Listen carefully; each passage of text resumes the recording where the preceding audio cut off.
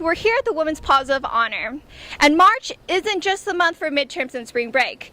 It's also Women's History Month, and I'm here to interview Anna Nieto Gomez and ask a few of you if you guys know it's Women's History Month. So stay tuned. Welcome to Perspectives.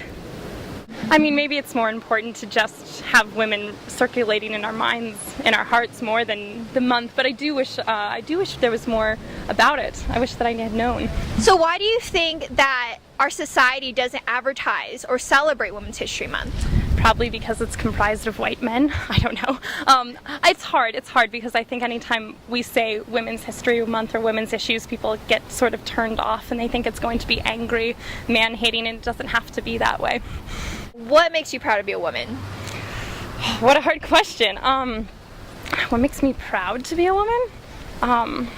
I don't know. I think it's something that you have to learn over many years of struggling with all, body issues and emotional issues, and embracing it and not feeling pressure to be a certain kind of woman. So I think the women I admire most are people who are really okay with themselves as they are, not having to fit into a sort of a cookie cutter slot. All right. Anyway, I think it should be celebrated because in recent years, especially in the last couple of decades, we've had more accomplishments by women in the workplace, especially in Scandinavian countries and countries where women have actually taken a majority stance in private sector, and I think that that's something that our country can aspire to as well.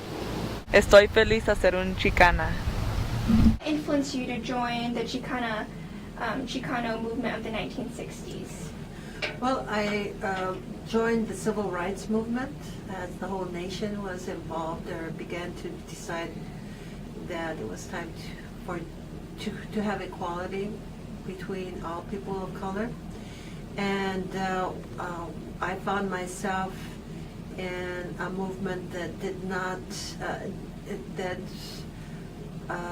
had not decided to fight for the equality of women. They were only fighting for it. What was left unsaid was they were fighting for equality for men. So I found myself in a double movement. But I know that it's still a problem, that women are still told that they shouldn't speak for themselves, that they don't know how to take care of themselves, that they are continue to be demeaned and undervalued. And so I hope for the women to look to their history, look to themselves. One of the things that we found was that by working with women, that's where you would get comradeship, you would get support, you would be listened to, and you would be encouraged. So find a safe environment, find a nurturing environment, and go as far as you can go.